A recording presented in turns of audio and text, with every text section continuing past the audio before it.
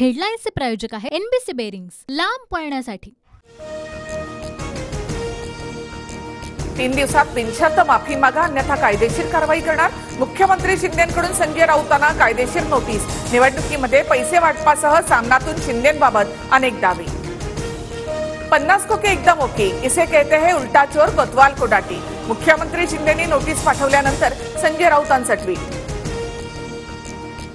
अजय तावरेच्या जीवाला धोका, पुणे आरोग्य व्यवस्थेवर 4 जून नंतर गौप्यस्फोट करणार। तावरेच्या सर्वांची नावं जाहीर करण्याच्या इशाऱ्यानंतर सुषमा अंधारेंचा हल्लाबोल। अजय तावरेने सुरक्षेची मागणी केल्यास पोलीस संरक्षण देतील। वेगवेगळी वक्तव्य करून संभ्रम निर्माण करण्याचा प्रयत्न, संजय शिरसाट यांचं अंधारे यांना प्रत्युत्तर। अंजली दमानिया रिचार्जवर चालणारी बाई, कोणत्या वकिलामार्फत दमानिया यांनी राष्ट्रवादीला टार्गेट करण्याची सुपारी घेतली, खुलासा करणार। अजित पवार यांच्यावरील आरोपानंतर सूरज चव्हाण यांचा इशारा।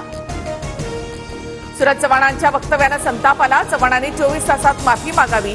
दमानिया आक्रमक, तर माझे मोबाईल कधीही तपासा, अजित पवारांचे फोन तपासणार का, दमानियांचा सवाल। महाडच्या चौदार तळ्यावर जितेंद्र आव्हाड यांच्याकडून मनुस्मृतीचे प्रतिकात्मक दहन। मनुस्मृतीच्या अभ्यासक्रमातील समावेशाला आव्हाडांचा विरोध। आव्हाडांनी महाडलाच बाबासाहेबांच्या जोड्यांवर नाक रगडून माफी मागावी। स्टंटबाजीमध्ये पोस्टर फाडून मूर्खपणा केला, मिटकरींचा हल्लाबोल। तर आमच्याकडून अनावधानानं झालंय, लीन होऊन माफी मागतो, आव्हाडांकडून स्पष्ट। मान्सून केरळमध्ये दाखल होणार। पुढचे 48 तास दिल्ली, बिहार, झारखंड, उत्तर प्रदेश आणि राजस्थानमध्ये उष्णतेची लाट कायम राहील।